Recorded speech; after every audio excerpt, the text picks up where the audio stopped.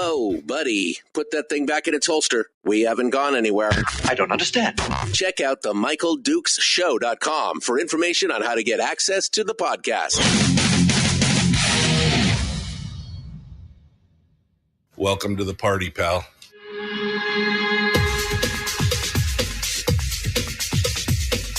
The Michael Dukes Show. The greed and the entitlement is astounding to me. What more could you want from a low-budget radio program? This is a dumpster fire. That was just BS. It is time to get a new perspective. We know just what you need, and we've got just the cure. Open wide and prepare for a steaming hot cup of freedom. I just don't fathom it. The Michael Dukes Show, streaming live across the world. Top of the morning to you. How you doing out there? It's just another beautiful day here on the Michael Dukes Show. I tell you what, it's good morning. Good morning, good morning, good morning. How are you this morning? You ready to go for this lovely Thursday? Yeah, buddy. We got some stuff going on today. We're ready to dive into it and talk about some of the issues that concern many of you out there in the listening audience. Of course, you can also listen to us live on the interwebs at michaeldukeshow.com, where we've got links to the audio-only stream. Of course, podcast links and links to social media, including Facebook, YouTube, and Twitch, where you can watch the show. I'm all over the place. Heavy rain going on across parts of the peninsula right now. Apparently, it's pounding all their snow into oblivion. They were supposed to get 10 to 25 inches of snow up in Willow, Talkeetna. We got a couple inches here yesterday, but I don't know. I think things may be, knock on wood, things may be calming down for the moment. They just might be calming down for the moment, and we'll have to see what it looks like here shortly.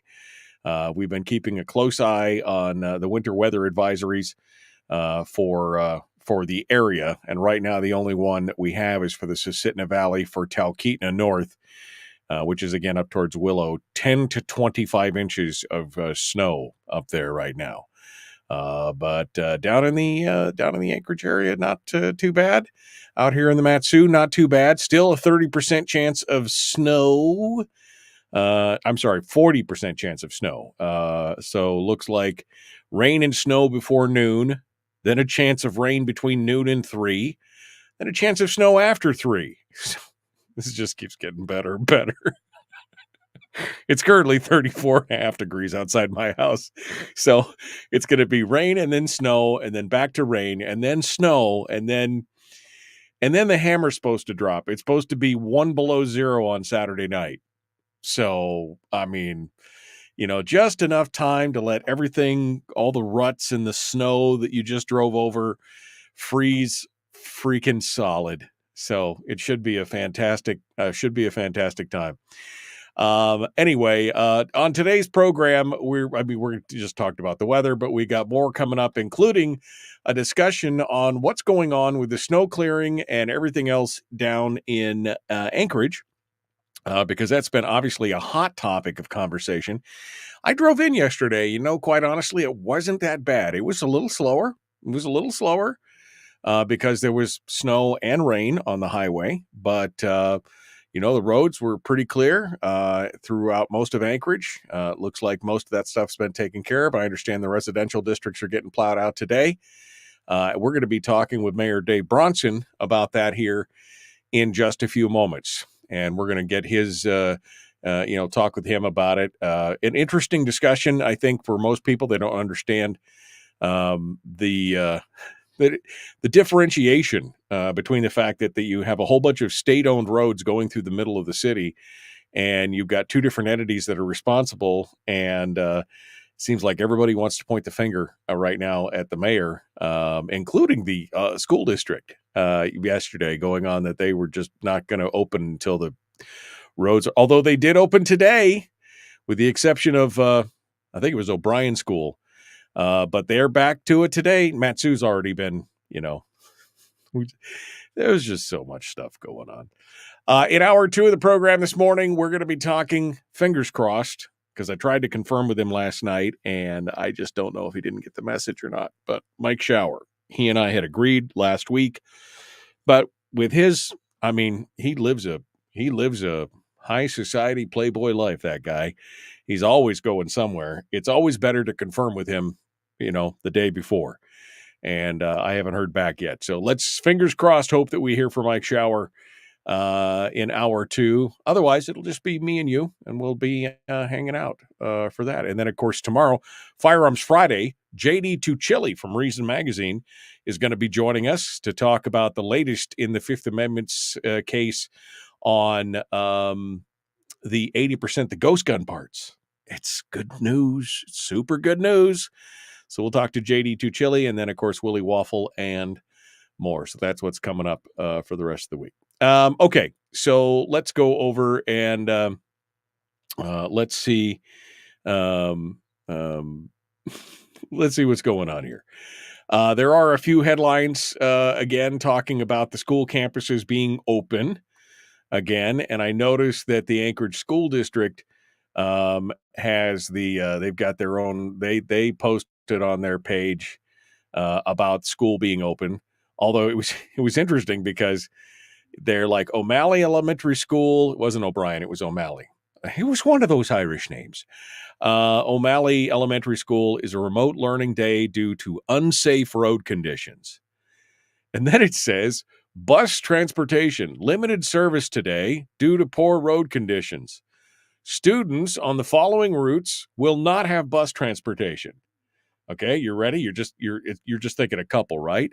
101, 103, 104, 106, 107, 108, 9, 10, 11, 12, 13, 14, 15, 16, 18, 19, 20, 21, 24, 126, 127, 203, 208, 11, 13, 14, 20, 20. There is like 35 bus routes that are just not, there is no bus. The majority of our bus routes are open, however, buses may be possibly late because drivers are taking it slow and safe. If families feel uncomfortable getting their students safely to school today, they must notify their schools, and the absent will be marked as excused. Man, again, that would just be one, as a parent, that would be one more feather in my cap towards homeschooling. Why I think that that's a great idea. But yeah, so there's articles about the school district getting everything out, campuses ready for today. There's a interest story in KTUU talking about the epic snowfall that we've seen, and we have seen some snow. Let me put it that way. I got some stats here. Daily snowfall record 11.5. So on the 5th of this month, 6.2 inches fell. The previous record for that day, 3.8, almost double. 9 inches fell on the 8th, which was 7.3 was the next highest. That was back in 1982. 8.2 inches on the 9th, which beat the 7.1 from 1956. And then 8.7 inches on the 13th, which beat the previous record of 2.7 inches back in 1979. It's the second snowiest November on record, and it's only the 16th of November. The first one had 38.8 inches of snow. We have 38.1 inches of snow. So it's 0.7 inches difference, and there's still 15 days left in the month. 14 days, I guess. But it's nutty, man, how much snow is going on out there. Absolutely nutty. And a lot of people are asking, where's the plows in the the backyard communities and the small cul-de-sacs in those areas? And they, I'll be honest with you, I think a lot of people haven't bothered to read the plow plans that the municipality put out last year after there was the whole kerfluffle over the snow last year. So they came up with several different plans on how they plow out the roads and what are the priorities, which roads are the municipality's responsibility, and which roads are the state's responsibility. and they put it all out there, and they've got a real-time map. You can go over and look at the real-time map at the municipality and see how many sectors are done, how many sectors are being worked on, if there's a delay, what the date. They've got a daily update on the map. They're showing which ones, the sidewalks that are plowed and everything else. They're doing some good work. It just happened to be 40 inches of snow. So it's taken a little bit to get in there. And the fact that the state of Alaska was really just not quite ready for, and my engineer and I were talking yesterday, and he said, I watched one of those speed plows go down, I think it was C Street. He said, I watched one of those speed plows go down C Street, and he said, I was in line. He goes, I was in line to get a breakfast burrito, and I watched this thing just roar down the street. And he said, and then I went out on that same street like 5 minutes later after I got through the line, and he goes, you couldn't even tell that they plowed. And then it was refreezing. So that's why we were getting all these ruts. And say, this is my point on this whole thing.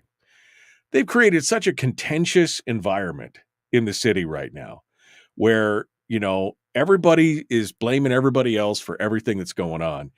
It's just putting everybody on edge. And it just seems like there's a lot of finger pointing going on and not a lot of solutions being offered. And I find that just irritating. No wonder people want to throw their hands up in the air or wander away from elections and things like that. Now, don't do that, but I can't blame some people for being so frustrated with the whole situation. It's astonishing. Let's be adults and discuss this like adults. Sometimes that seems to be a little difficult to get done. So anyway, snow plowing, and there's a whole thing. I should post that. I'll post that link up. But anyway, KTUU's got a whole thing where they lay it all out and give you most of the. I found KTUU to be some of the more even-handed, reporting on what's going on in the city, as opposed to the ADN, which how do they put it? In an informal deal, the mayor sent equipment to clear rutted state roads, leaving many neighborhoods unplowed. Like it was some master plan. Those major state roads, by the way, included the main thoroughfares through Anchorage, where the majority of traffic is running on, and that was just tearing those cars up. I went down Tudor. I went down some of these other streets here late last week, and it was rattling my teeth out. Thank you for scraping those roads down. I know you want to get people out of the residential areas, but anyway, you can't please anybody apparently at this point. All right, well, you can please me because I'm taking a break. That's what we're going to do here. We're going to jump away, and when we come back, Mayor Dave Bronson will be joining us. We'll be talking with him about the latest on the snow plowing, get it from his perspective, talk about the difference between state roads and muni roads and what's actually happening. And then also we'll see if we can get him to stick around and talk a little bit about the new homeless installation there at the old municipal solid waste building. And is that helping? And what's the next play? What's the next play for the unhoused, as they're calling them, in the Anchorage area? Back with more of the Michael Duke Show. Common sense, liberty-based, free-thinking radio.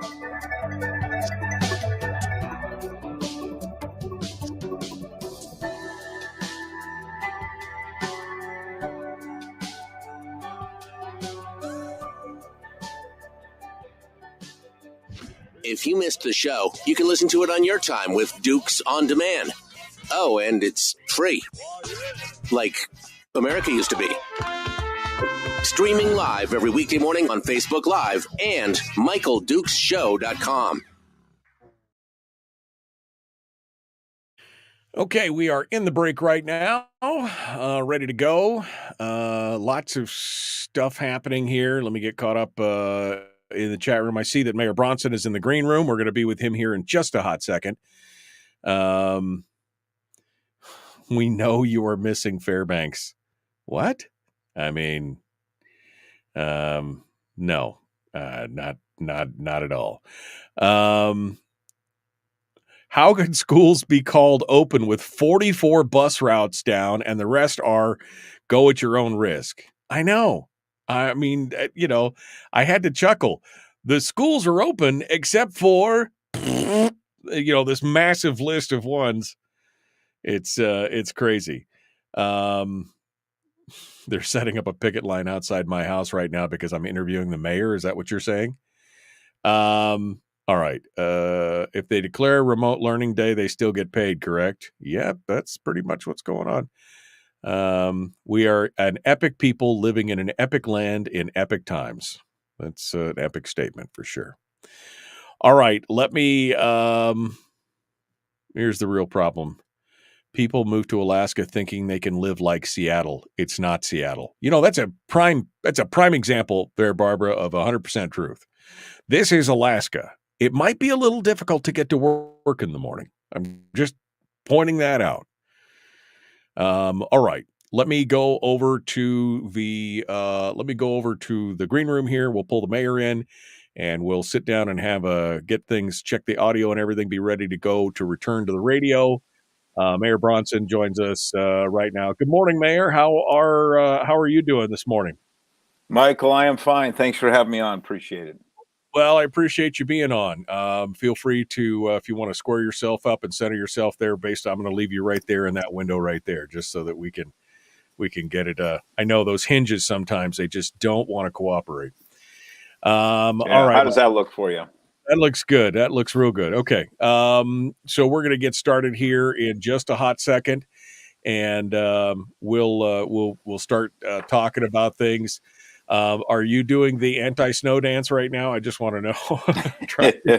Well, I'm about to start the ultra cold weather dance, I think. So I saw that. When we're done with the rain dance and the snow dance, we'll do the cold weather dance. Well, that's what I was reading. I was reading this morning: chance of rain and snow before noon, then chance of rain between noon and 3, then chance of snow after 3. It's like it can't make up its mind. And then Saturday night, it's going to be below 0. And you're like, okay, this is going to be just a welcome to Alaska. If you don't welcome to winter. Yeah. If you don't like the winter, the weather, just wait 15 minutes. It'll change. That's for sure. So I was going to talk with you. We thought we'd start out here in segment 1 with talking about the snow plowing and kind of what the whole pace of that is.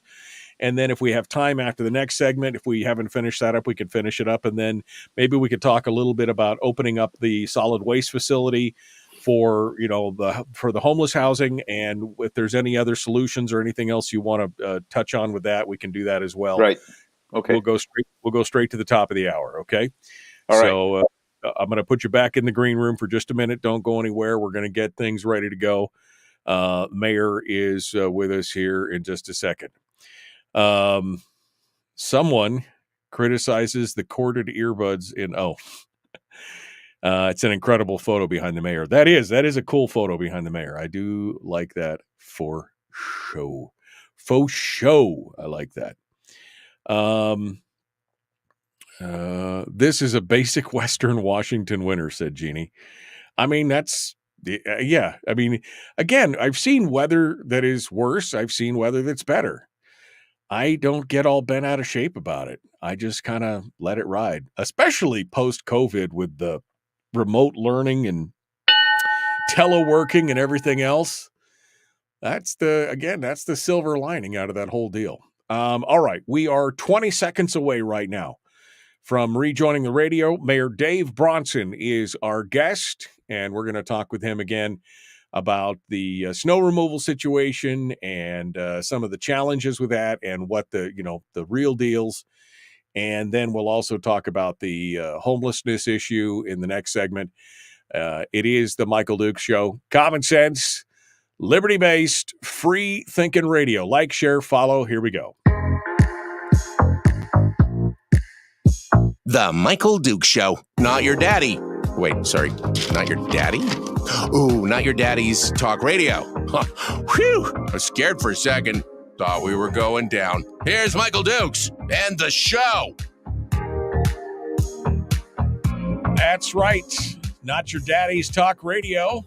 Although my daddy is in the chat room today. That's kind of, hi, Dad. How you doing? Joining us right now, Mayor Dave Bronson, our guest. bringing him on board right now to talk a little bit about what's going on in the Anchorage area, specifically with all this wicked wild weather. And there, I mean, it has been some wild weather. I mean, we're talking about we're just over half an inch from the all-time November snow record, and it's the 16th of November. So I think it's pretty much going to be a record breaker, folks. And of course, the big point of conversation amongst all the people is what's going on with the snow removal and everything else. So Mayor Dave Bronson joins us this morning to discuss. Good morning, Mayor. Good morning, Mike. Thanks for having me on again.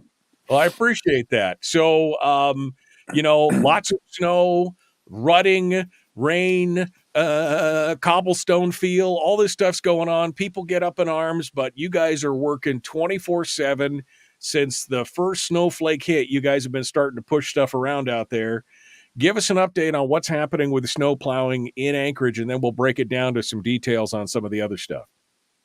Well, yeah, you kind of covered it. You read some great data there. This is pretty much an epic snowfall. We've set daily, we've set weekly, we're about to set monthly records, like you said.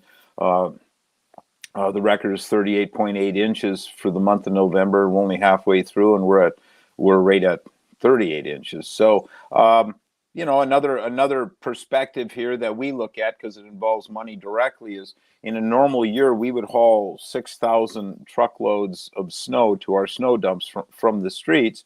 We've already hauled almost 3,000. So in the last 7 days, we've done nearly half a season's complete season's worth of snow hauling. So at the end of the day, the real villain here is a big snowstorm, or a series of snowstorms. And we were, as you had kind of alluded to earlier, we got through our snow plan. We learned our lessons last year, and we stood up this snow removal plan, and we executed on time. I know that may sound strange to folks, but as of so the sequence needs to be explained here. We do our main roads in the city, and then when we're done with them, we go into our neighborhoods. So by Friday at noon of last week, we were through our main roads and we were into the neighborhoods.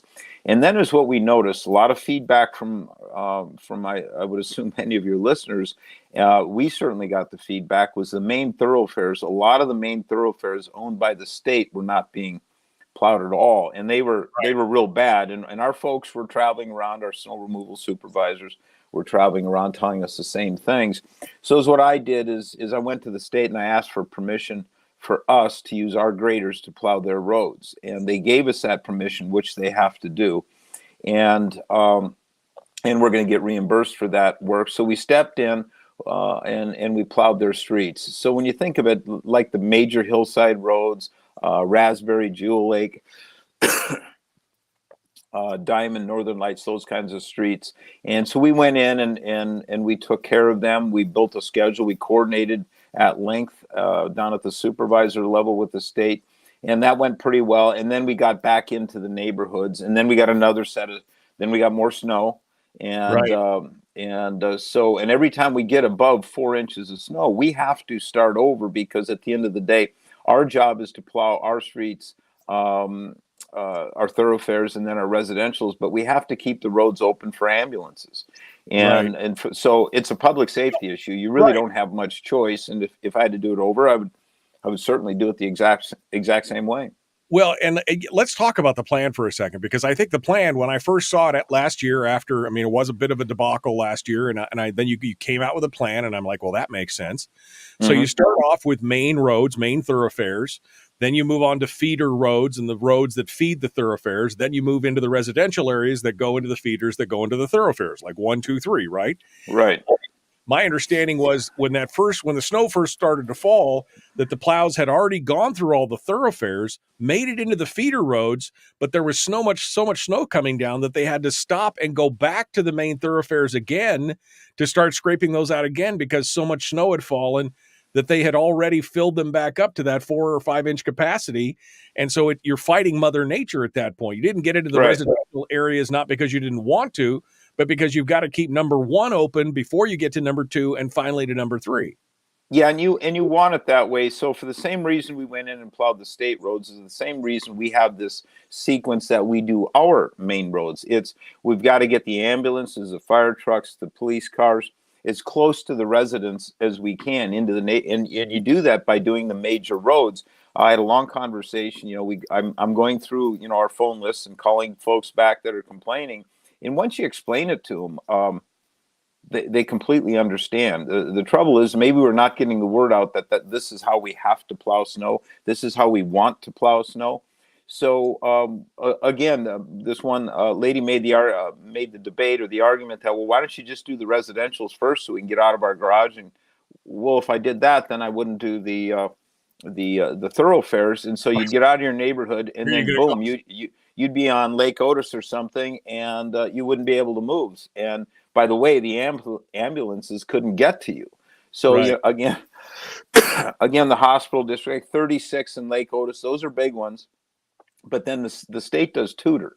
So so if they come out the back way from the ambulance from say Prob, or if they come on to DeBar from regional, those things have to stay open. Right. That's critical. So it is what it is. This is snow plowing in a big city in the wintertime, and governments, that's their job, and our job is to take the blame.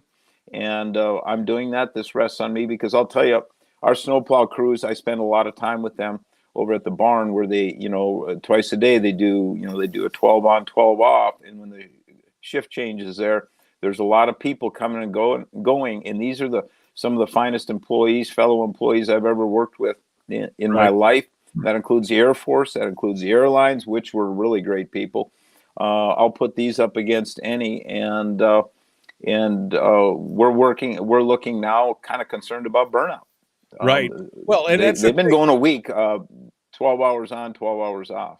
Yeah, I mean, that's the thing. It's not like you're not putting every available you are hot swapping graders, meaning the grader driver A, the day driver comes in, parks the grader, they start fueling it, cleaning it, he gets out, the night shift guy gets in, as soon as it's fueled and ready to go, he goes back out on the street. It's not like you're sitting around sipping coffee waiting for it's crazy. And the biggest thing is, and I've had this conversation with some people, and I know you said to me that you've had this conversation, people who've lived in Anchorage for years and don't understand that many of the major thoroughfares through Anchorage are not municipal roads. Of course, the Seward Highway, Diamond, Jewel Lake, Tudor, in Northern Lights. I mean, all these major thoroughfares. And I'll be honest with you, I drove into town, I guess Thursday or Friday of last week, and it was like taking your life into your own hands on some of these roads because the ruts and the chuck holes, it was dragging your car left and right 6 to 8 inches. I mean, you felt like you were going to slam into the guy next to you if you both hit a pothole right at the exact same time. Right. It was scary. So when you said we're going to take these or we're going to scrape them, I thought, well, that's a great move. And the state said something about they didn't have proper equipment. They're running speed plows, which can't hit that stuff instead of graders. Tell me a little bit about that. Well, speed plows, they'll have a big V plow in the front, and oftentimes it's a combination. Usually it'll be a sanding truck with a belly blade on it, and then a speed plow, call it a big V plow on the front. It articulates, so it's not quite that simple, and then they sand off the back. If you go to lower 48, especially in the Midwest, well, actually anywhere, they'll have these speed plows because they'll go down these highways at 45, 50, 60 miles an hour plowing snow.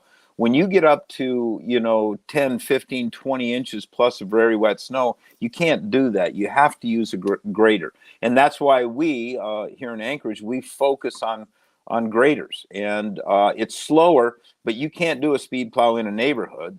But a grader, a smaller grader, can do a neighborhood and do a thoroughfare. And if it has to, it can even do a highway. So we think we're more appropriately configured for plowing the major roads in Anchorage, and we've got 30. Excuse me. We've got 30 graders. We broke one here the other day, but it broke it pretty hard. But we'll have that up in less than 2 weeks. The parts actually in the city. So we'll be at 30, then we've contracted for several more. And so it's what we did differently. Last year, our contracting for the because we hadn't had a big snowfall since 2011, a big snowfall year, the winter of 2011, 2012. And so we got a little bit lazy. We had a lot of years with black winters. I remember my wife just hoping we would have snow for Christmas for many years. Well, and then last year, and I think, the Weather Service is saying we're in this transition from La Nina to El Nino. I don't know if that's the cause or not, but we did. Last year we got a big snow, and it took us 50 days to get our contracting in order. And, we should have been prepared. So, and that's for our emergency contracts. And our term contractors, those are the people who live on a contract and were ready to pull the trigger. When we asked them last year to pull trigger, some of them, we said we would say need 20 trucks, and they would provide a half a dozen. And we go, well, you promised 20 or 30 or whatever, and they couldn't deliver. It wasn't their fault necessarily. It's just they didn't have the drivers. That CDL issue really came into play. So This year we brought on a more robust set of term contracts. So think of it in three levels. We have our employees, and they plow snow, and then we have term contracts with private contractors who are all ready to go. We just pull the trigger, and then we have emergency contracts, and that's when I declared the emergency last week. That's when we executed on those additional contractors under an emergency. And we're getting them online as we need them. So again, we hit our benchmarks.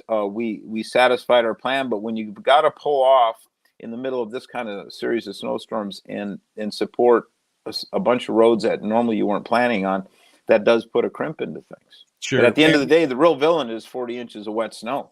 Yeah, no, exactly. Wet, heavy snow. And the emergency contractors too. The problem in the emergency expires tomorrow, right? It was a 1 week emergency. Is that correct? We'll keep that going. It just keeps going on a 48-hour clock.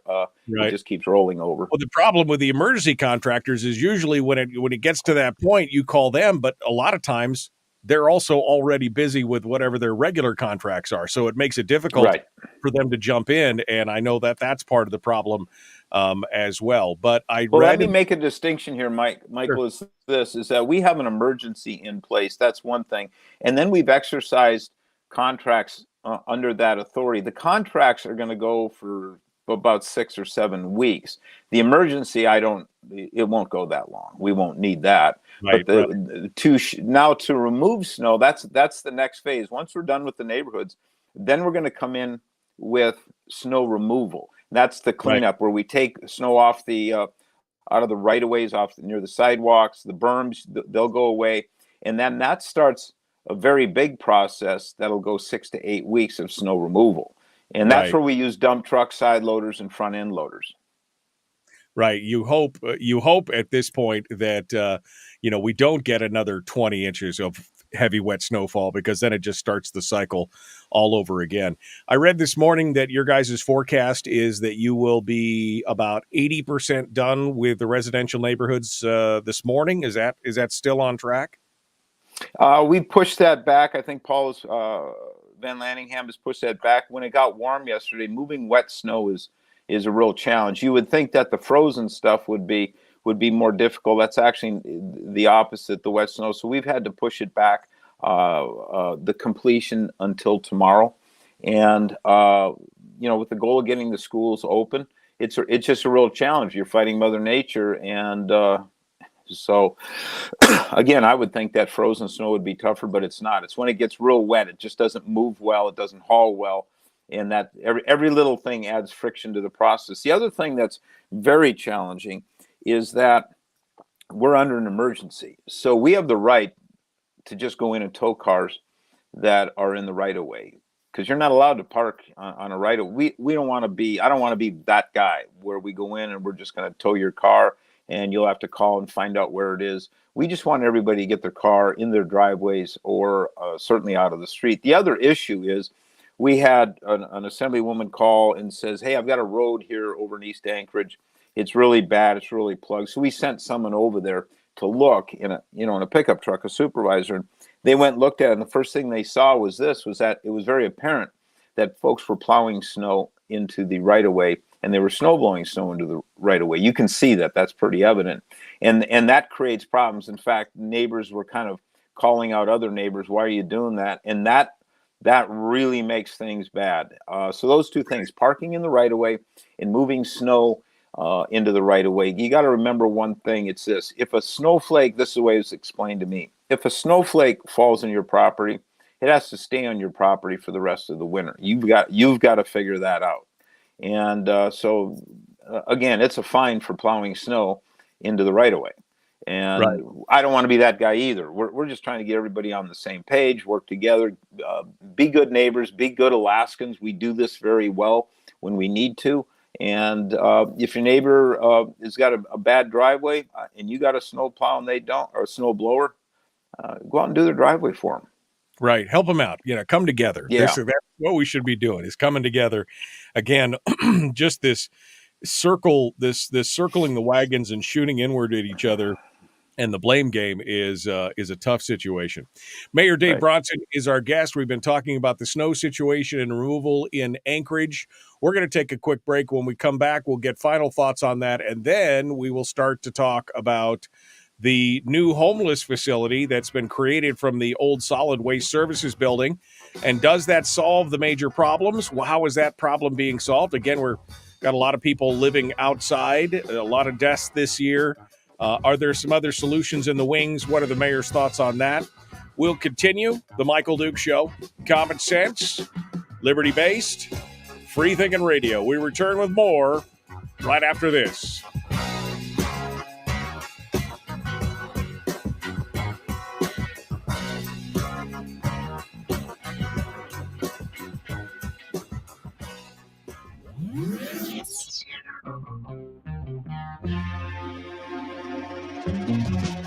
Running on 100% pure beard power. Oh, also some coffee. We dip our beard in coffee. Ha, nice beard. The Michael Duke Show.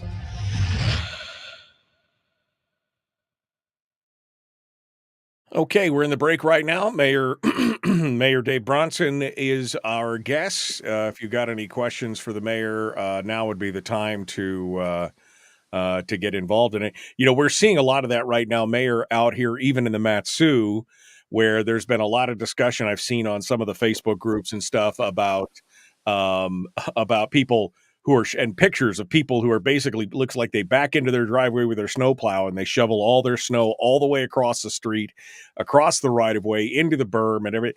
And people are like, whoa, wait a second. You can't, I understand the frustration, but you're right. At some point, that stuff's got to stay on your property, and you shouldn't be creating problems for the plows that are trying to clear the streets on top of that. Right. Yeah, that does create a problem, and we're trying real hard not to get to enforcement on that. I believe it's $1,000 fine for plowing snow into the street. We don't need police officers out doing that, or right away or code enforcement people doing that. We need to focus on moving snow. So if folks just give us a couple more days in the neighborhoods, we'll get this done. And it's an epic snowfall. You've read the numbers. I don't know how to repeat that without repeating that. It's just a lot of snow. It came in a sequence, which caused us to keep going back 3 times to reset our plan and start over. And the last customer is the residential, so that they're extra frustrated. Kids can't go to school, but things. School is open. You read the list. It's not completely open. That's the school district's decision. I work well with Jim and his crew over there. We talk a lot, and I support them in everything they're doing over there. Right, and you guys have been. You mentioned in one of the articles. I mean, you've been in contact. You're in contact with them throughout each day, right? It's not like you're checking in once every few days. You're like every day. You're checking different areas, and you're staying in contact. And you seemed a little surprised when they kept the schools closed yesterday and said, we're not going to open them until the roads are plowed. And you were like, that we've been in contact with you. You guys know what's going on. You seemed a little surprised. Well, Jim and I had been talking, and again, I talk with Ryan Anderson, Commissioner of DOT, real regular. This is a partnership. And then I've been talking to leadership at JBear continuously for nearly a week on this, and asking, so it's the big entities are JBear, the school district, the municipality, in the state, and I've been talking to all of them, and so there's no animosity. I would have thought yesterday that some schools could have been opened, and then. But that's an agreement amongst gentlemen, I guess, and or a disagreement, I should say. So we're fine, and I'll probably I know my staff talks to Jim and his staff quite often, so there's not a problem here. I can guarantee you that. Well, we should be done here then in a couple days, barring, of course, another 38 inches of snow, heavy snow. That's what we don't need.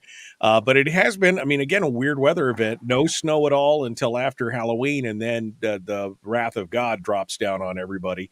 So let's hope it doesn't. Let's hope we don't get a repeat of last winter. Another 3 feet on top of the 3 feet that we've got already. Well, we're just at the beginning of winter. This is going to keep coming. Hopefully not in these sequences. Is what I'd like to do is kind of get back to the old normal where, we'd get 6 or 8, maybe even 10 inches of dry snow, and we plow it. Boom, we're in. We're through the program, and then we we wait for the next one. A week or 2 or 3 later. This every 2-day business, or sometimes every day, we're getting lots of wet snow, and we have to keep restarting. That gets old real quick. Right.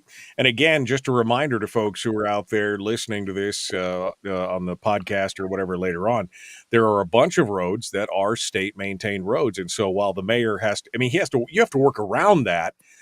In this instance, you actually took the bull by the horns and went ahead and did it just for the safety of the people, which I drove down the same streets yesterday that I drove down on Friday, and it was like a world of difference. On Friday, It was like driving on the surface of the moon. Yesterday was pretty darn smooth. But these are things that you have to understand it. You have to understand the plan. And I think that's a lot of people just haven't educated themselves on that. So we'll talk about the plan real quick again at the beginning of the next segment. And you could tell people where they can go to view all this and see how it's going and what they need to do on that. So Mayor, you lead the way, and I'll give some more information on that. You bet. Mayor Dave Bronson is our guest. The ding means we're getting ready to jump back into it.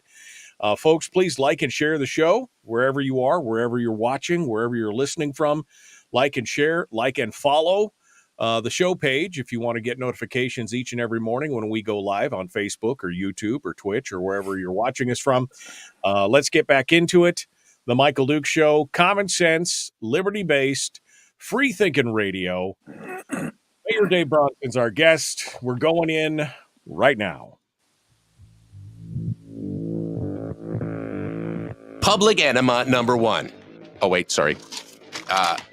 Public enemy number 1, which makes more sense.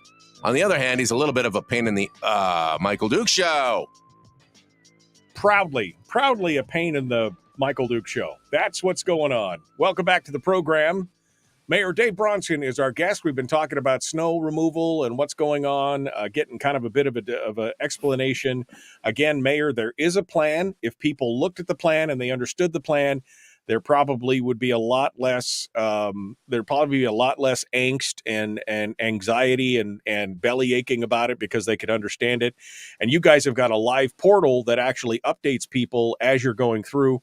Where do folks find the plan, find out about it? Where do they go to get the information other than just calling your office and waiting for you to call them back? What's the best place to go to get all the information on the plan? Well, it's really simple. I've got it open here. It's muni.org. Just go to muni.org, and the big red button on the top of the page will get you there, and that'll start you on the path to capturing a lot of different kinds of information. We also have a map there, kind of an interactive map. It tells you who owns. Excuse me. It tells you who owns what roads, and then it also. As we update at 8:30 in the morning and 8:30 every evening, what subdivisions or what roads have been plowed. So it goes from a gray to a green, and it completes. So and that's that's kind of a cool system. I was out with the drivers the other night before last, and they showed me how they do it. We give them an iPad. They have a GPS generated map, and when they do a street, they just trace their finger along this street. It turns into a different color, and then they send that in at the end of their shift, and then which winds up at about 8:30 morning and evenings, and then it updates. Pretty good system. We did hear yesterday from people that the map is not updating. It says, or it's actually doing the worst. It's saying our subdivision was done, and it wasn't. So we're trying to figure that one out. I don't know what kind of technological glitch that is, but we'll get that fixed. But at the end of the day, folks just need to remember time is going to fix this. And I know people are impatient. My wife a couple days ago spent her car. We got the driveway shoveled, and she went and got stuck in the cul-de-sac and couldn't get out. I was downtown working. I couldn't come home. So her car sat there until some neighbor kids kind of came along and helped her out. So I'm very empathetic with this.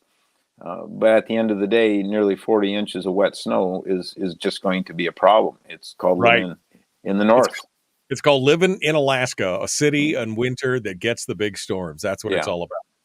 All right, Mayor. Well, we got about 6.5, 7 minutes here. I do want to touch a bit on the homelessness issue, which has obviously become a large issue here in the South Central area and down there in Anchorage. You have put forward several plans that have been kind of shot down by the Assembly and others.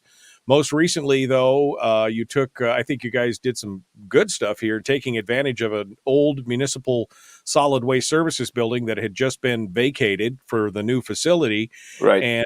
And you guys started making it into a homeless shelter, which seems to be doing a good job. Is that helping? Do you have enough beds now to handle all the homeless? Is there still a waiting list? Give me an update on what's happening with that.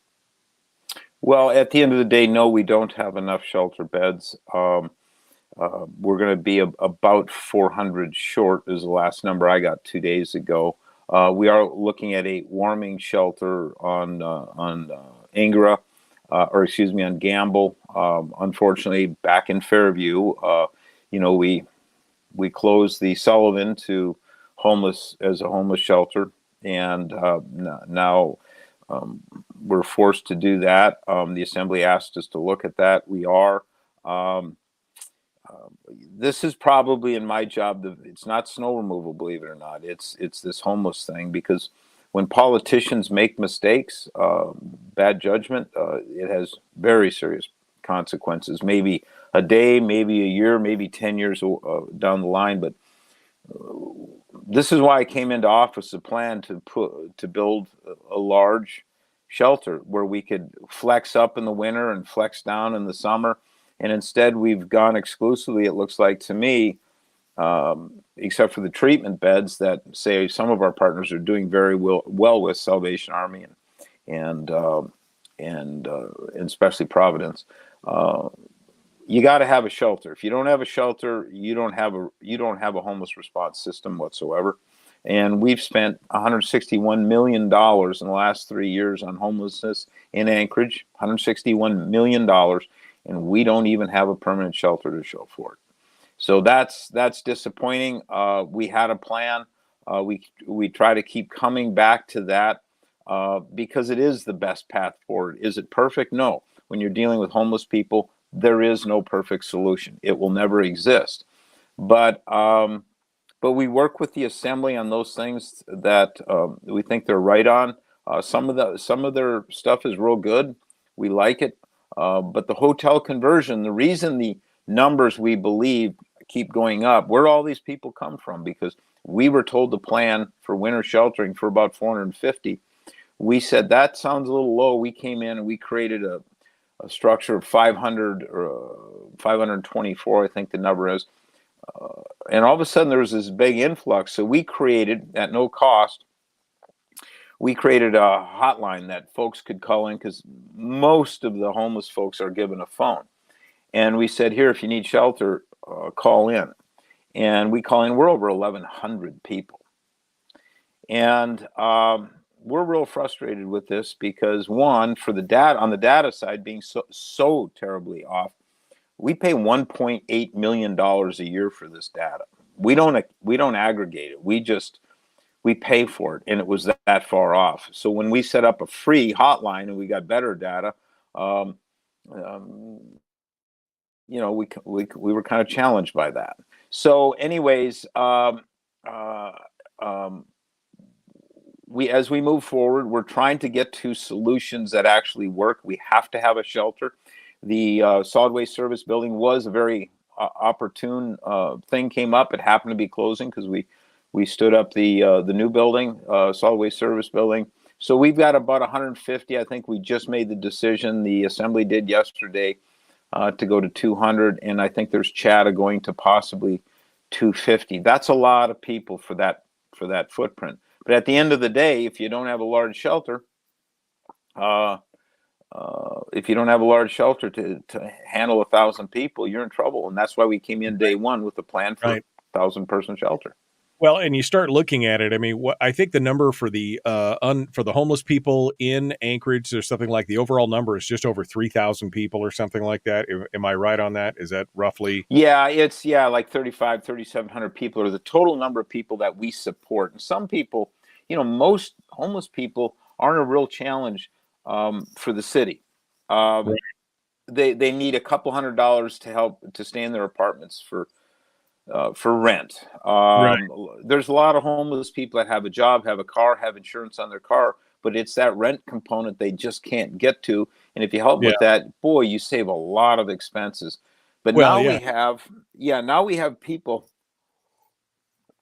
we have people living on the street and we're saying, hey, we've got a shelter for you. And he says, no, we're going to wait for a hotel room. And so, I mean, when you think about it, let's just say you got this crazy uncle that always comes to Thanksgiving. You don't like him. He's getting to be a real pain, but you love the guy. And you say, hey, Anchorage is providing free hotel rooms, flat screen TV, all that stuff. I'm going to send my uncle to Anchorage, my crazy uncle to Anchorage. And we've got folks from the lower 48 who have told us this. We're going to send him to Anchorage because they'll take care of him. They'll put him for the rest of his life in a hotel room.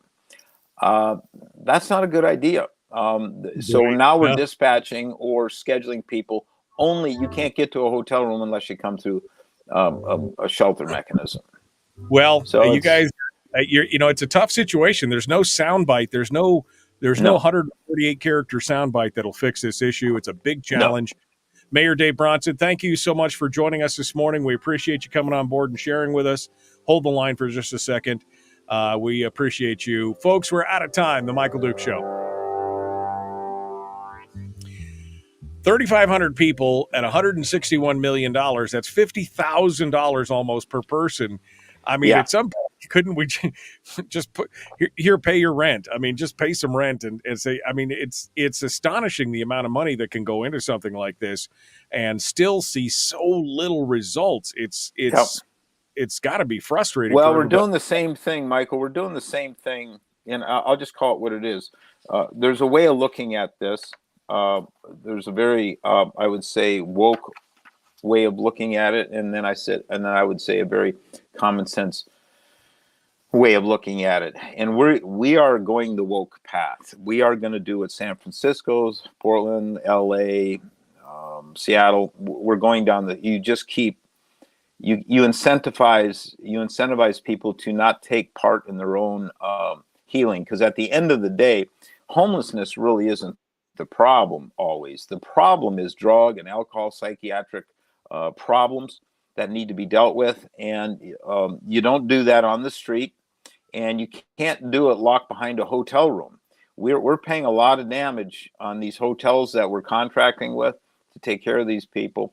They're coming in and they're damaging the rooms because they're not ready to live alone or with a roommate in a hotel room. And I had 1 month, I think it was $34,000 in damage to hotel rooms I had to pay. So the shelter is that first place that has to be populated with, and some people can stay maybe a few hours. Some people have to stay several weeks until you get them to the point. You got to get them clean, you got to get them warm. And then you got to get them in front of a caseworker that can sit there and figure out what the heck is going on with this person and how do we help them get better. But a lot of these people, or I should say far too many of these people, they want to live outside. They don't want to live by societal rules, even as they live on the periphery of society. They live in our parks and in our trails. That's got to change. That has got to change. We need our parks back, our streets back, our trails back. And if we keep going the way we're going, right now, we will become Seattle or Portland or Los Angeles. We're on that path, and I'm trying to stop that. And there's some things I agree with the Assembly on how to deal with this, but there's some critical parts that we disagree with, and I can just forecast what's going to happen here. Well, there's a huge contingent that are dealing with issues of mental health or substance abuse and things like that. And sometimes they're just not ready for the level of help that people want to try and give them. And it's not like you can force them into it, but doing the things that other communities, and you mentioned Los Angeles and Seattle as two of the prime examples of that. And if you've driven in any of these areas in the last 5 years, you've seen what that has led to. And it's not something that we need. I just had a conversation the other night here 4 nights ago. I was talking with a deputy municipal attorney for a city of Los Angeles, and he says, and he was a brother of someone that I know that was in town, and I was talking to him, and he says, I'm very progressive, but he says, we can't keep doing it this way. He says, we need a stronger hand. We've got to be able to just take these people off the street and put them somewhere. And I'll be honest with you, institutionalization, that is a component here. Shelter is a component. But at the end of the day, we need our public spaces back. And the way the Assembly is going right now, we're not going to get our public spaces back because the law prohibits it. Right. And if we can provide the shelter space, you've got 1,000 people that need shelter, you provide 1,001 beds, and you can go into all these public spaces and say, you can't be here. And see, right now, we don't get to do that. Right. So because that's why. Right. Because you don't have the housing. You can't legally take them off the street until you have a bed for them. So we need to start. That's the law. Yeah. So you've got to start working on it. Well, Mayor, you got your work cut out for you, my friend. And boy, I know you're. Yeah, I know you're working on it, and I appreciate that. I don't live in Anchorage, but I work in Anchorage, and I can see the difference of what's been happening. And just keep fighting the fight at this point is all I can say as encouragement. So I appreciate you coming in the fight. Appreciate you coming on and share with us. We'll have to do this again sometime soon. Okay. Yes. Anytime, Michael. Thanks. All right. Mayor Dave Bronson. Yep. Thank you so much. I appreciate it. All right, folks. That brings us back to hour 2.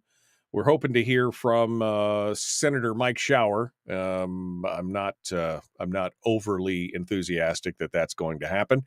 So we'll see what goes on here. I suppose I should probably launch the phone system just in case the senator doesn't show up, which is a possibility. I've been real clear on that. We had planned on it, but his life can change on a few hours' notice. So if he is in the air somewhere or unavailable, that's sometimes that happens. So we're going to get into this here in just a second. Let me get things launched. I am going to refresh right at the top of the hour during the theme song. So if you hear that, you're going to see the blue screen on the video simulcast for a minute, and we'll be doing that. Good conversation with the mayor. And I think it makes a lot more sense when it gets laid out there and broken down like that. And unfortunately, the news media just doesn't seem to be doing the best job in laying that out there. They just don't seem to be doing the best job in laying that out for folks to understand about. Thanks for calling the call-in line of the Michael Duke Show. Powered and sponsored about the roads and who owns them and what's going on with them and everything else. Once I think you explain those things, it's a lot easier for people to understand. All right. Well, we're going to continue on here. We're going to jump into it. Hour 2 is dead ahead. The phone lines are hot and ready to go, and we'll find something to talk about. How about that? The Michael Duke Show, common sense, liberty-based, free-thinking radio. Here we go. Hour 2 right now.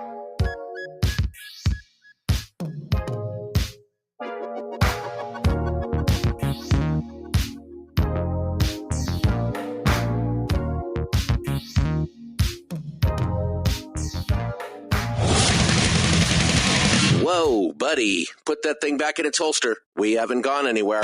I don't understand. Check out the MichaelDukesShow.com.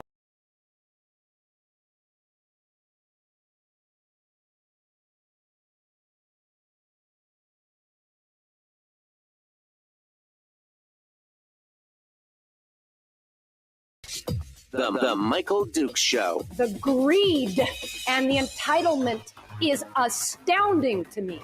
What more could you want from a low-budget radio program? This is a dumpster fire. That was just BS.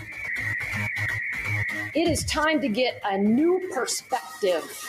We know just what you need, and we've got just the cure. Open wide and prepare for a steaming hot cup of freedom. I just don't fathom it. The Michael Dukes Show, streaming live across the world.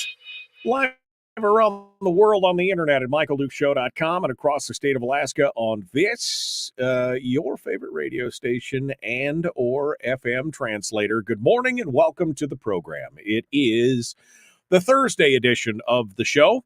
And we just finished up with Mayor Dave Bronson talking about the snow removal situation in the city of Anchorage, and then finishing up with a bit on the homelessness issue down there as well. And I got to say, it's a big job. I'm glad he's doing it. I would never. I don't live in Anchorage, but it's not a job that I would ever want to take on, because thankless for sure, and a lot of opposition, a lot of struggles.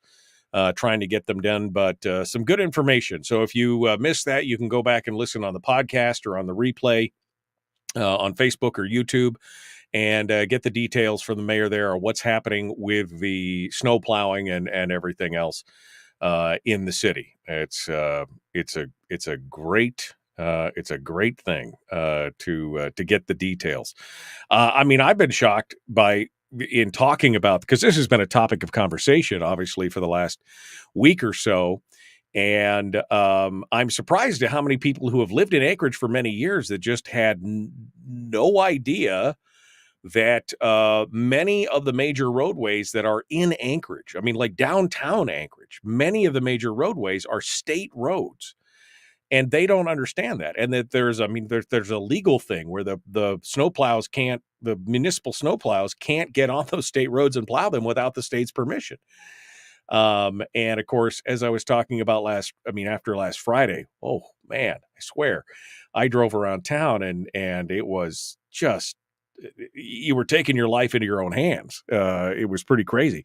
And the worst roads were the roads, Tudor, Diamond, Jewel Lake, Raspberry. I drove down several of them trying to get to where I needed to go, and it was just brutal, absolutely brutal. So I applaud the mayor for trying to take the bull by the horns here and helping out with the state roads and doing some of the other things. And the residential areas will be plowed out. It's going to get there. But remember, we also live on Alaska. We live in Alaska, and this is kind of what we signed up for. Somebody just mentioned apparently Suzanne Downing's got a new story. Let me look here in Must Read Alaska, where Chris Tuck plows a path to the mayor's office. He videotaped himself and posted himself on YouTube, and where he just took a snow plow and plowed the mayor's road, which, by the way, I don't think is legal. I do want to point that out, that using your snowplow, your private snowplow on public streets, I've advocated it from time to time, but to record yourself doing it and then posting it up as that Chris Tuck is doing the job that the mayor should be doing. First of all, it's a cheap theatrical stunt. Second of all, it's illegal. So, I mean, there's that, right? There's that. You could be like, you're not supposed to do that. I mean, when I was in Fairbanks on the Assembly Road Service Area Commission, there were plenty of people who were out there plowing their roads out there themselves, and the borough would get all bent out of shape about you. Well, you can't do that. There's too much liability. There's too much liability for you to be running your own private snowplow on borough roads or on road service area roads, you know. So I question the legality of that to begin with, but come on, seriously, that's just, it's a cheap shot. The mayor said his wife got stuck in his own cul-de-sac, so he's suffering just like everybody else, following the plan. That's what needs to happen for sure. We then got into a discussion about the homelessness issue, which like I said, man, that is not an easy thing to solve. Not an easy solution to solve, especially when there are people who are emboldened in the system, entrenched in the system, who are, basically taking advantage of it. And that, as he intimated, some of them are, not all of them, not even the majority of them, but even a few, definitely. You think about that, 3,500 homeless people in Anchorage, and they spent $161 million on the homelessness issue. It's almost $50,000 per person to try and get them off the streets. I mean, it's not stopping. It's just an exorbitant amount of money. Denise in the chat room says, talking about homelessness, she says, I have a family member, and it doesn't matter who's homeless, I'm assuming, it doesn't matter how we have tried to help her. For some, there is no help. She now has 2 free phones, an apartment, where she torments the neighbors and the landlord. It's not an easy situation. She says, I'm not an elitist. I'm not agreeing with the mayor. You not agreeing with the mayor doesn't make me an elitist. It makes me a tired, frustrated family member of a drug addiction of 40 years. I mean, there's a huge component of the homeless population that are dealing with substance abuse of one form or another, mental health issues, sometimes a combination of both. Again, there's no soundbite solution to the homelessness issue. We've talked about that many times. I don't really have, any suggestions other than looking at areas that have dealt with it and have had some success, including areas of, I keep referencing back to that Reason. There was a Reason piece here a few months ago that differentiated and compared different cities' responses to the homelessness issue, including Los Angeles versus someplace like, say, Austin, Texas, where they've had a lot of success with the homelessness in Texas and not so much in Los Angeles. And it's, we're looking at these things and we're seeing that there's many, many different issues. Part of it has to do with the intervention of the federal government, the housing and urban development issues, the HUD issues that are surrounding some of those things. Again, the Reason article does a much better job of delineating all the issues that are involved, much better than I can. But, we can't, if we start emulating cities that have a horrific problem, all we're going to do is emulate them. It's not like they're offering, that's the thing. You look at them and go, oh, well, we should just do what they did. Well, what are their results? What are their results? If their results are poor, we're probably going to get poor results if we emulate them. And if we find places that have had better solutions and have had better outcomes, maybe those are the places that we should, be emulating at that point. But it is it's a tough situation. It's a very, very tough situation for sure.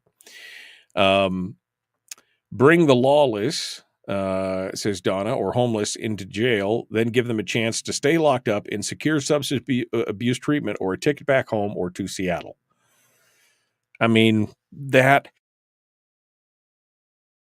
may sound harsh, but yeah, it may be one part of the solution. I don't think it could be all of the solution.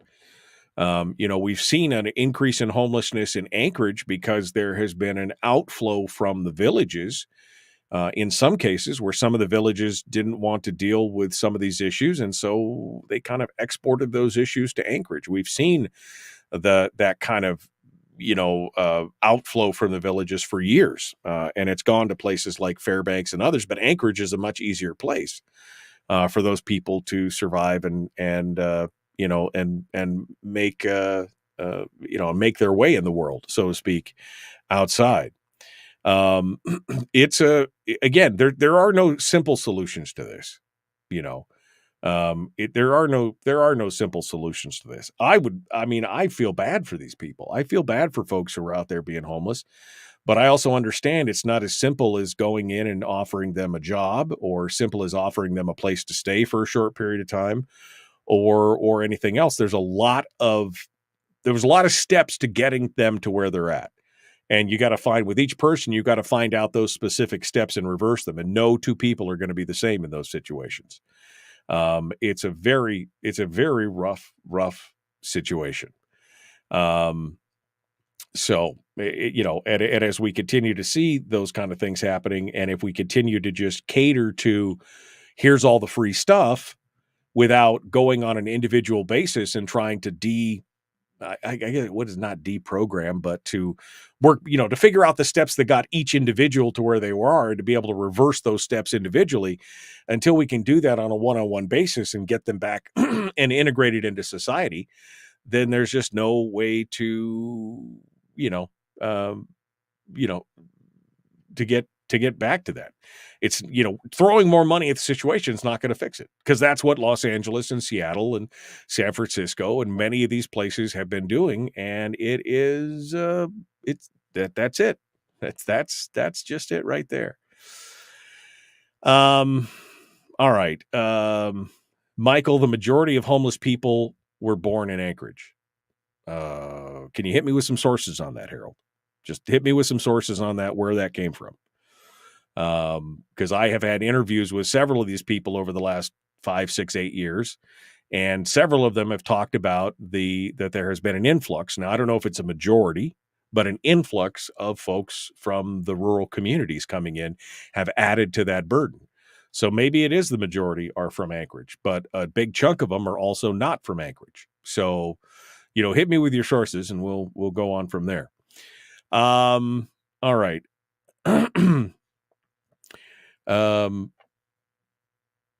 Sorry, just looking at a comment here before we get into it. All right, we are coming up on the break. I have opened up the phone lines. It looks like Mike Shower must be in the air somewhere doing his thing, or just unavailable. So we will continue our discussions this morning. We could continue to talk about snow removal, the homeless, whatever you want to do. Or we can talk about something completely new. You feel free to help us drive the bus this morning. I'm kind of ambivalent. I just realized that I'm kind of reaching that wind down part of the year where I don't necessarily want to talk about politics. There are other things that we can discuss. Anything else that you want, but not, again, we've also reached that point of the year where there's not a lot of stories. I'm looking at the ADN, and they've had the same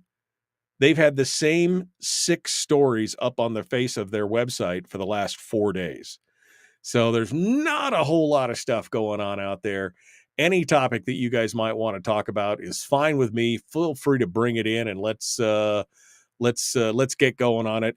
907-433-3150. 907-433-3150. Phone lines powered by our friends over there at Satellite West. You can find out about them at satellitewest.com.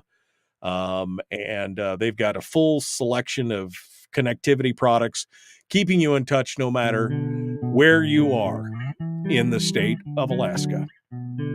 All right. We're going to continue. Going to be back with more here in just a moment. The Michael Luke Show. Common sense, liberty-based, free thinking radio.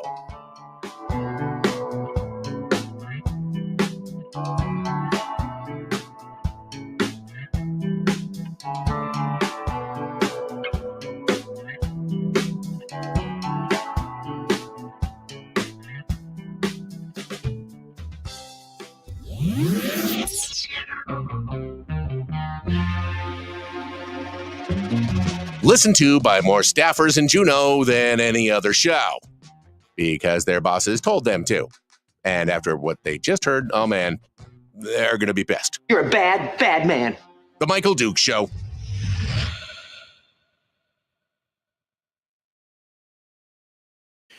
Okay. Hiya, howdy. How are you? How are you doing? They used to call it blue ticket. So give them a blue ticket. That was back in the day when tickets were color coded, and a one-way ticket was blue, and or pink. Was it pink ticket or blue ticket? Blue ticket, I guess. The one-way tickets were blue, and the round trip tickets were a different color. So blue ticket meant send them out somewhere else. Let them, it'll do. Let's redo yesterday, said Terry. Fun day where we started talking about food. Oh, man. Time to think about Thanksgiving. And I said yesterday that I was going to get the recipe contest up, and I didn't. Man, yesterday was just brutal. So I didn't get it up. I am working on it today. I'm going to be working on it first thing this morning. We're going to get the recipe contest up. I hope you guys are digging through your recipe books and your boxes and grandma's old handwritten little notepad with all the recipes on it, so that we can get those on. We want to talk about that. Casting dispersions on people without really knowing who they are is inflammatory and immature. I don't know who is casting aspersions. I mean, I can guess, but I don't know for sure.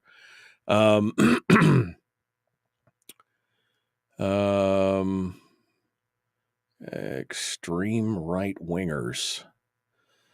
Being an independent plow guy may be considered a mental disorder, said Craig. But at least you're not homeless. That's the thing, Greg. At least you're not homeless.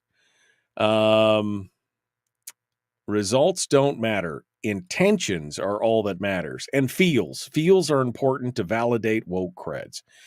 I mean, that's the thing. Look, I feel for a lot of these people. I work in Midtown, where there's a sizable contingent of homeless people that wander around in the area that I frequent down there. And I feel bad for these, especially when the weather's tough and everything else. And I just don't, I look at it and I go, in my mind, I look at each one of these people and I think, how did you get here? What were the steps that brought you here? And how do we reverse those steps? And that's when I came to the conclusion, that each individual person had their own, there was something that started that slide, that downfall into homelessness. There was something that started it. And you can't paint with a broad brush and say this one solution will fix all of their problems, because each individual person, there's a link in that chain. They built those links in that chain all the way to where they are. You can't just offer one solution to wipe it all out. And you need that one-on-one thing. But first and foremost, you need the capacity to be able to get them off the street and at least in front of somebody who might be able to help them. And that's the problem. When you don't have the housing and you can't take them off the street to do it, that's a problem for sure. Let's talk about food, says Melody. Everybody wants to talk about food this morning. It's almost like MD has a real job. I know. It's kind of crazy, isn't it? That sucks. Having a real job on top of my other fantasy jobs. I mean, that's the, people don't understand. They're like, oh, you just do the show. And then, no, I do the show. I work full-time running 2 radio stations. I have my own business. I do my own voice work. It's another part of my business. So my business has got 2 different divisions in it. And so, everything else, I'm not kidding. When I say 50 hours a week, that's 50 hours a week is a slow week for me. Let me just put it that way. So yeah, sometimes I don't quite get to the things that I wanted to get to, like putting up the recipe contest. So we're going to do that recipe contest. I am going to put that up this morning after the show. I've already got all the graphics. I laid all the graphics out early this morning as I was getting things ready. And then we'll get all that posted and we'll be ready to go. Okay. Boom, boom. I see we got one call on hold. So caller, if you're listening right now, we've got 15 seconds before we rejoin the radio.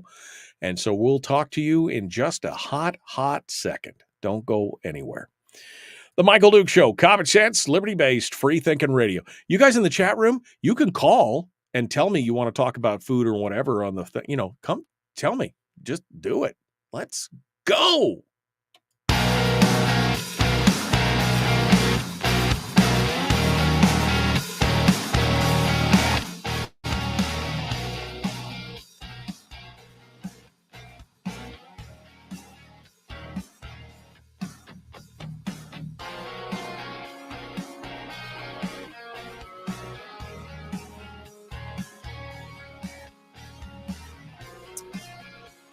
Hi there, ho there, hey there. Welcome back to the program. Hour 2 continues on this beautiful Thursday. Oh, it's getting...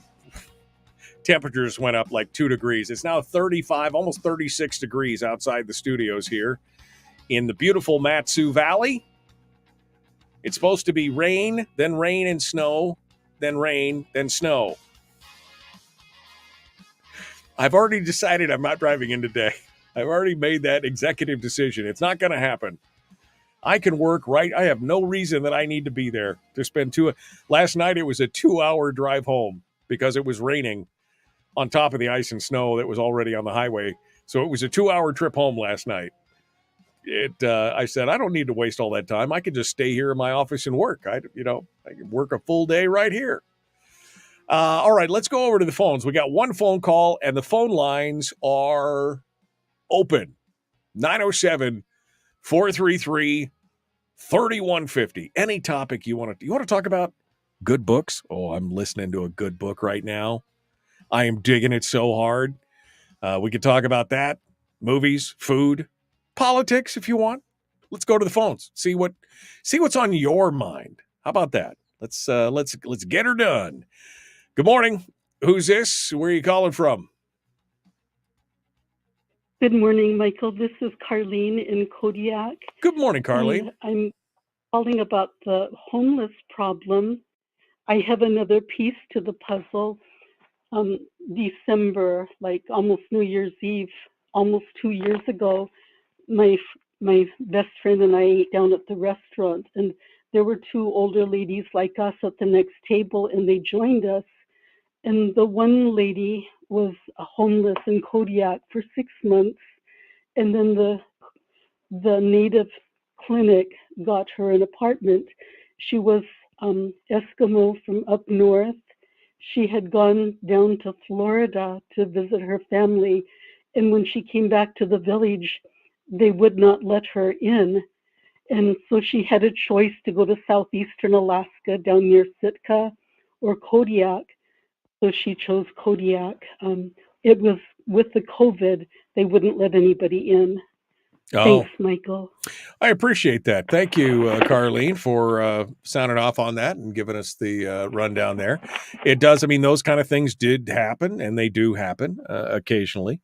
I'm interested. I know that some of the folks out there, some of you folks who are listening, have friends or family members who have become homeless over the years. Some of them have probably come out of that. That would be an interesting discussion if you could tell us how did they come out of homelessness. I had a friend that was homeless for about 10 months. This was probably 9 years ago now. And I asked him about it, and he said, well, it was a series of bad decisions that he made. He had been drinking, and he did have a little bit of an alcohol issue. And he kind of let his whole life, just get away from him. And ended up living out of his vehicle for almost 10 months, I think 10 months, 10 months. And he said slowly but surely he realized in himself that he couldn't continue to live this way. He didn't want to live that way. The first few months of living in his car was basically he climbed into the bottle. He had a little problem that created the overall problem. And then he just wallowed in it for about 3-4 months. And then he decided he needed to get his poop in a group and get his act together. And he didn't want to live like that. And so slowly but surely, he got a new job and went out there and started working and saved a little money and got some help from his folks. And then the next thing you know, he was back in an apartment, and 2 years later, he was back, and it was an issue of understanding that his substance abuse issue he'd allowed it to create this problem. And so he only had a couple steps. Some of these people probably got more. Some of these people probably got 5, 6 things that happened in combination that led them down this path. And some of the tougher stuff, obviously, is going to be any kind of mental health issue that they may have, especially if it's exacerbated and it's things, bipolar or something like that. That's going to make it even tougher. But in talking to the few people that I have that have experience with homelessness, some of them are okay. This is their life, and they're satisfied with that. And you can't wrap your brain around it, I guess, because if you could understand it, you'd be that, I guess, is kind of the attitude that I would have. But again, I don't think that there's any one size fits all solution to that problem. I really don't. I just don't think that there's a one size fits all solution, because each and every one of them is an individual case, and each one needs to be talked about. Okay. What else we got here? Carlene, everybody's saying hi to Carlene in the chat room today. What else we got? Are we going to have a holiday Thanksgiving recipe contest? Yes, we are. I know I said yesterday, I don't remember if I said it on the air or off the air, but we're going to have our Thanksgiving recipe contest, or not Thanksgiving, holiday recipe contest. And that's going to be kicking off tomorrow. Well, later today, but it'll be up tomorrow. It'll be posted on our Facebook page. You'll be able to go to facebook.com/Michael Duke Show, and it should be the first thing that's pinned at the top of the page there. And all you have to do is put up any holiday recipe, your favorite holiday recipes. And I don't care if you got it off the back of a hamburger helper box. That would be very sad. If your favorite holiday recipe came off the back of a hamburger helper box, I mean, good for you, I guess. It's, you know what you like, but that would be sad. What I'm looking for those favorite perennial secret family recipes, the one that grandma used to make, whatever. That's the kind of recipes that we're looking to have. And so just a thing, when you make sure that you put the full recipe on there. There's been a couple times that somebody's posted a recipe and it's not the full recipe. And I'm like, well, I can't make it because I don't know how long to cook it. Or, there's something on there where it's like, I don't have all the information. So just type it out in a Word document and then copy and paste it into the comment. Okay. That's my suggestion. But yeah, just post up your favorite recipes, and then we'll let the listeners decide what they, which one they think is the best. And you could vote for more than one. If that's fine. If you find 2 or 3 that you like, go ahead and you can vote for them. But whoever ends up with the most votes in the end is going to win a delicious bag of Beard Curler coffee and a coffee mug. Show of I think a 6 o'clock club mug. I think that's what I have sitting on the shelf. There's a couple 6 o'clock club mugs. So feel free to go do that. It's going to be starting again later today. Definitely be up by tomorrow. And we'll be running this through to the Christmas break. I'll be announcing the winner probably on the 20th or 21st of December. I haven't decided yet. Probably the 20th of December. We'll say the 20th. I've made an executive decision. I talked to my boss and he said the 20th. So 20th of December, we'll be making the announcement. So that's a good 2 weeks of collecting recipes, and it's whatever you want to throw up there. What are some of my favorites? Somebody did a cornbread stuffing one year that we tried, and it was really good. Totally different than a regular stuffing for Thanksgiving or for the turkey. And then the oyster stuffing, which seems like all my favorite recipes are around stuffing. I don't know why is that good? Is that a good thing? And then, of course, last year's winner was Sarah Vance down in Homer, who put up her blue ribbon Kentucky pie. I think she called it, was it called the hooch pie? It was like a chocolate bourbon pecan deliciousness. Raw. I, of course, every year have posted, what did I do? I did my grandmother's pumpkin pie recipe. Last year, I think I did my dad's brown sugar and bourbon glazed ham recipe, which is, we do that every year, at least sometimes twice a year, sometimes 3 times, quite honestly, because we've done it on Easter too. But that brown sugar bourbon glazed ham is just, so good. This year, I might dig out my grandmother's bread pudding recipe, which is also delicious, just because that sounds good. My dad's in the chat room. Maybe Dad can tell me a recipe that I should put up for the holidays. Or maybe Dad could put up a recipe for the holidays, something that he hasn't. I'm thinking about putting up my Papa Joe's barbecue sauce recipe, although Dad might hurt me on that one. I don't, it's an unusual barbecue. I will tell you this. It's an unusual barbecue, but my mouth right now is literally, just thinking about it, my mouth is watering right now. So it's a great way to do it. And so anyway, the holiday recipe contest will be starting tomorrow. So start digging in your boxes. Start digging in your little, I know you guys got your little flip cards. Some of you are super fancy like that. I've got this old spiral bound notebook of cards where I wrote a bunch of recipes before I moved out of the house. I still have those notebooks. I haven't lived at my parents' house in 35 years. And I've still got these little recipe cards where I copied a bunch of my favorite recipes that my mom would make, and I've added to them over the years, and some of the cards are falling out and everything else. But I mean, I know some of you are fancier than that.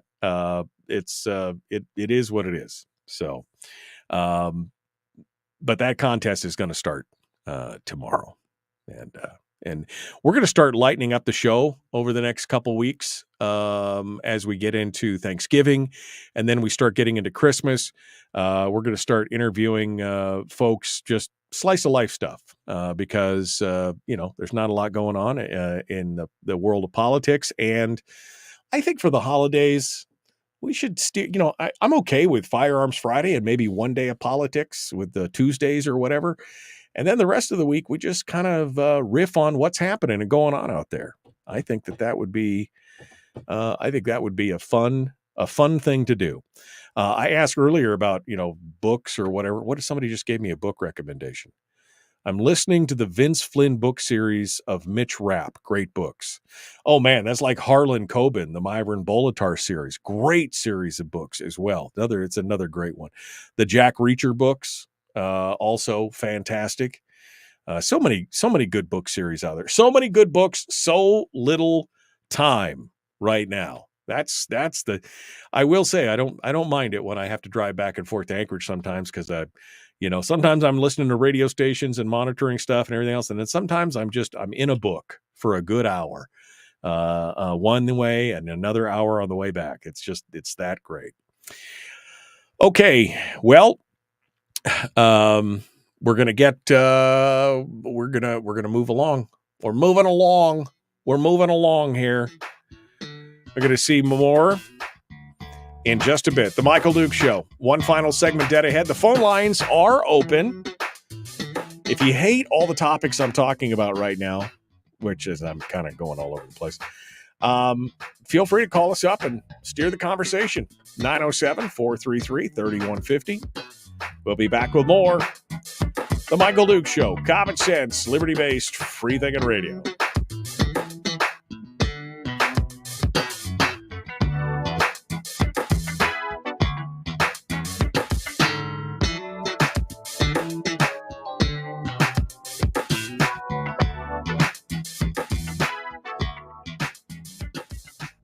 We're broadcasting live through a series of tubes, allowing all of these entities to provide streaming stuff going on the internet. Well, it's kind of hard to explain. Sorry.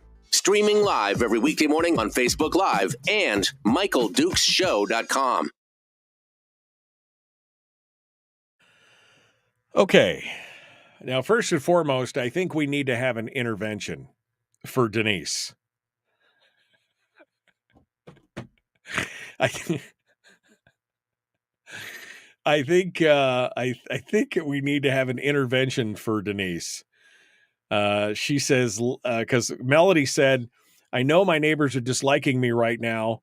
I have my Christmas lights up and on. To which Denise replied, lights and 2 of my 5 trees are up. What? 5 Christmas trees? You step back from the shopping cart, Denise. You've got 5 Christmas trees in your house. You might be a little. Oh, she said, what she say? My kids always say it looks like, whoops, this one right. My kids always say it looks like Santa vomited in our house. Wow. Okay. That's a lot. That's a lot going on there. Hey, I don't care how old you are, Denise. An intervention may still be required if you have 5 Christmas. Now, if you've got a 10,000 square foot house, I could understand maybe 5 Christmas trees are needed so that you could see a Christmas tree every now and then as you marathon across your house. But if you're living in a 1,500, 2,000 square foot house, you got 5 Christmas trees. I'm like, where do you sit down? Where do you sit? I mean, I love me some Christmas. You know, I've often said that there are certain, you know, some years you're totally into it, you're feeling the Christmas spirit, and other years you're like, you know, so it's you know, it's just one of those things where you're just like, I'm hoping that this year is going to be a good one. Let's see what Justin he's got a big post here. Let me read it. Michael, this is Justin. I was in sales for 35 years, 30 in Fairbanks, and I had customers that did family recipe books, and I bought them $5, $6, amazing recipes. Maybe you should try to do that with your talk show. All the great recipes that everyone has, make a book out of it and sell it. The profits go to the homeless or something. Just a suggestion. Always listen to your show. Always listen to your show recipes. Okay. You know, hey, you know, I'm not against that. You know, I will love it. I've gone back and all those Facebook posts, every time I've done the contest, the Facebook posts are there and I copy all the posts. I write them all down. If there's a complete recipe on there, I write it all down. It's you know, I would love that. We actually did that a couple times with some friends where we did what was it? Sam and Cindy did. I'm trying to think. I think it was called North Pole Family Friends. It was like North Pole Family Friends and Recipes. And one of our friends got together with us and several other, and they put together a cookbook. And yeah, I mean, it's always great to see some of the things that everybody else loves. We should call it the Common Sense Cookbook. Right? Or Dukes's magical manual of feasting or something. I don't know. I'd have to come up with a good name. Some kind of good name where we go out and collect all those you know, Grandma Faye's Delights. I don't know. My grandma had a lot of great recipes that we to this day still treasure and eat. My dad's Christmas crepes. Oh, there's one we haven't. Did I do that one? Did I put that? I may have posted that one already. My dad's Christmas crepes, the ones he does every Christmas morning. He does a bunch of crepes that are strawberry, ricotta cheese, strawberry, Blintz style crepes that are so good. So good. So delicious. So there you go. Melissa, MD Eats. Well, they know that. Look at me. Of course I eat. Melissa said, I couldn't imagine the amount of storage that 5 trees and decor would take. I know, right? We've got 1 tree, and it's like 4 enormous boxes of ornaments and garland, plus another 4 for all the decor around the house. How many boxes must you put in storage every year to be able to do it? Dukes' Delicious Decadent Desires. Oh, that just sounds dirty. Okay, I don't think I could do that one. But, your wife makes great pie. She does not grape pie. I'm assuming that's great pie because she does make great. My wife makes some amazing pies. Democratic food for all. Now we're eating Democrats? David, come on, man. You know you could get blocked on Facebook for suggesting cannibalism. I mean, that's just wrong. All right. Oh,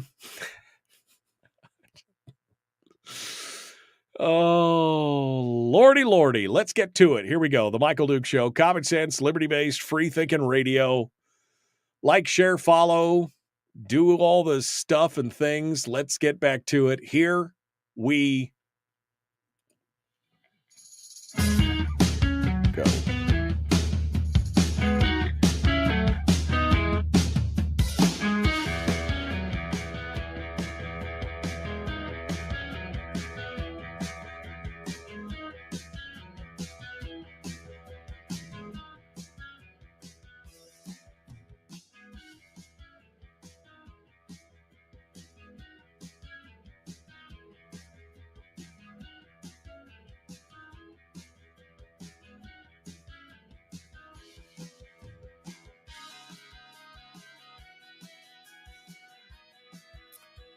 Okay. Welcome back to the program. Melody in the chat room just said, this show has gone south. I mean, we totally diverged in the commercial break talking about things. I mean, we're full of nonsense right now. But as a very wise man said once, a little bit of nonsense now and then is relished by the wisest man. If you can name that movie. That's what we should do. Movie quote trivia. See if you guys can remember all that. If anybody in the chat room can tell me the movie I just quoted from, that'll be great. You guys will win brownie points. I mean, not real prizes, but brownie points for sure. All right, folks. One final segment of the show this morning. What do you want to discuss? I love it. Blaming all the socioeconomic immigrants and minorities. When have we ever... Okay, I'm going to sidestep for a second. Harold said recipes, which is what we've been talking about. That is so much better. Better than blaming all the socioeconomic problems on immigrants and minorities. When did I ever blame all the socioeconomic problems on immigrants and minorities? I love these blanket statements. I just love these blanket statements. And Jeannie gets the comment. It was Willy Wonka. It was Gene Wilder in Willy Wonka. The only Willy Wonka movie, I will tell you right now. I mean, I like Johnny Depp as an actor. That was just too weird. Willy Wonka. You know why? You know why Gene Wilder was so good as Willy Wonka? Because, as he watched those kids go through those trials, he had that look in his eye that made you think that maybe, just maybe, he would let them be pulled apart as taffy or die. I mean, he just had that look in his eye like, I mean, he was super spooky at the beginning. Especially, I remember watching that when I was a kid and be like, oh, this guy's kind of scary. And later on you realize how, just what a brilliant actor. I mean, probably Gene Wilder was such a great actor. So many different movies. Silver Streak was one of my other favorite movies. Him and Richard Pryor. That's a hysterical movie. But he will probably always be, well, maybe between that one and Young Frankenstein. Although probably Willy Wonka, because it just has such a broader audience. But I mean, he will forever be associated with that role. And he was just so perfect, so perfect on that. That was, back when I was a kid. I'm just going to tell a story here because why not? Nobody's calling in. I don't really. What other stories are there? Let's see. Wait, before we go any further, where are the snowplows? Anchorage school campuses are going to be open today. Icy roads causing vehicle damage. Nancy Dahlstrom runs for. Again, all these stories, all the stories on all the news sites are pretty much that Chris Tuck plows a path to the mayor's house. Okay, that was great. Anchorage school. There's no other stories. All right. So I'm going to tell one. Growing up, my dad was a manufacturer's rep, meaning he was a wholesale. He sold goods and services, or he sold goods to retailers who would then sell them to you. Right. He worked for manufacturers and rep them. And for a while there, he did electronics. And I remember back in the day when video machines first came out, videotape recorders. I am now dating myself hard. But I remember when the first videotape recorder came out, and it was a Betamax. Does everybody remember Betamax? Okay. Betamax was the first tape deck, and that's what we got. We got a Betamax. And then VHS came out, later. But we had all these movies. Dad had a friend that lived down in Anchorage that had cable, and he would record movies for Dad a lot of the times. And we had Silver Streak, Willy Wonka. We were talking about that. Alien. I'm trying to think of some other movies. There were just some movies. What's the name of the movie that is the ridiculous Pirates of Penzance 1980s version of the Pirates of Penzance musical that had the guy from the Blue Lagoon in it. And anyway, there was just all these movies that we watched over and over and over again. I have to laugh because I think my folks still have all those Betamax tapes. And of course the VHS went on, but there are just some movies that you watched as a kid and just love. And Willy Wonka was one of them. We probably wore that tape out, watching Willy Wonka and the Chocolate Factory. One of my favorites, some of the Disney movies that we had, and then some of the other, we didn't get, I don't think we had Star Wars or anything till much later, much later, to see those things.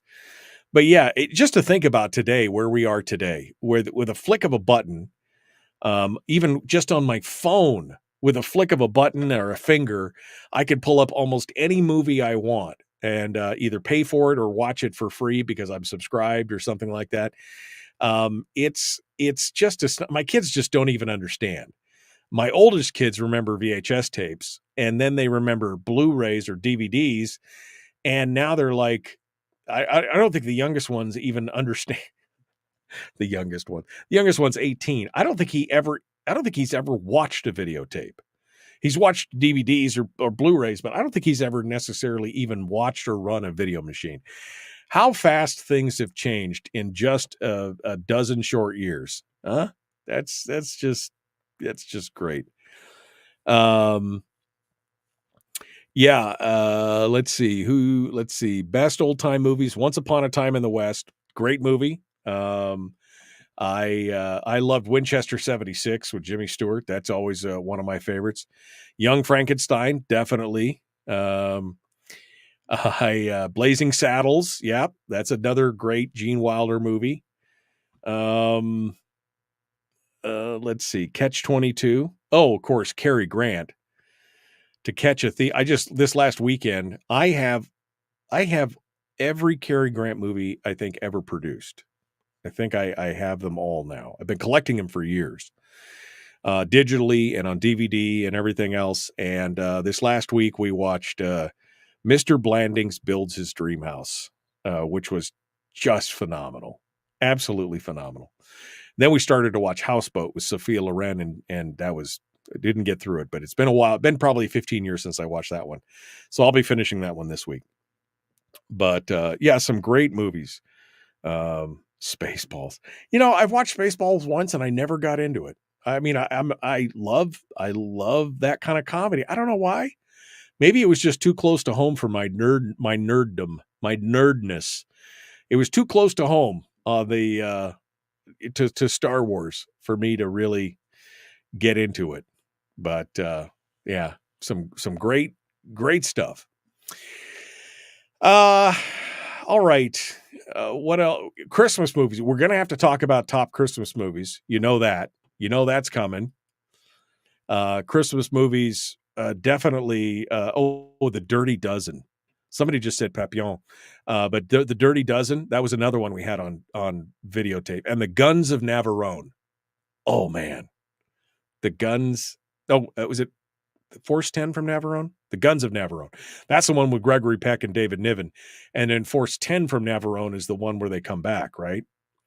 Anyway, great movies. Great movies. Absolutely great. We're going to have to do Christmas movies. Of course, Scrooge, the Muppet Christmas Carol is going to be at the top of the list. Watched Scrooge last year, not bad. We got to get some of them Christmas movies in. No Prancer, no Christmas Shoes. All right. We ain't doing the Christmas Shoes movie. Enough of that nonsense. Nobody needs that kind of sadness in their life. For sure. Nobody needs that. All right. That's I guess we're running out of time for today. That's probably fine. Because you guys are probably like, what am I listening to? You're listening to the ramblings of a guy who's sick of talking about politics for now. We could talk about it if there was actually something going on, but since there's not, that's okay. That's okay. We, coming up on tomorrow's program. Yeah, remote control. I'm sorry, somebody in the chat room just said, remote control TVs, you had to get up and change the channels. Yeah, I was the remote control. Son, go change that channel, will you? That didn't happen very often, but it did occasionally. That was before there were remote controls, right? Remember when the TVs weighed more than your car? Yeah, I remember that too. Pepperidge Farm remembers. All right, coming up tomorrow on the program, it is J.D. Tuccilli from Reason Magazine. He's going to come in and talk about the latest decision from the Fifth Circuit Court on the issue of gun parts being labeled as actual firearms, and the court has struck that down. He's going to give us the details on that, which is also going to impact, I think, like the bump stock ban and some other things as well. So we'll talk about that. We'll also finish up the show with Willie Waffle. It's going to be a great day. Thank you, my friends. We appreciate you coming on board.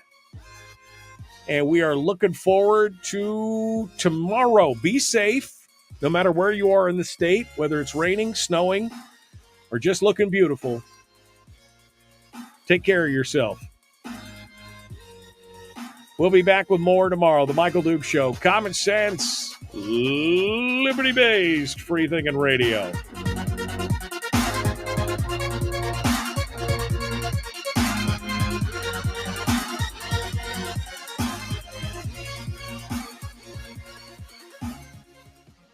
All right, chat room. Thank you so much, guys. Thanks for the interaction. That was fun today.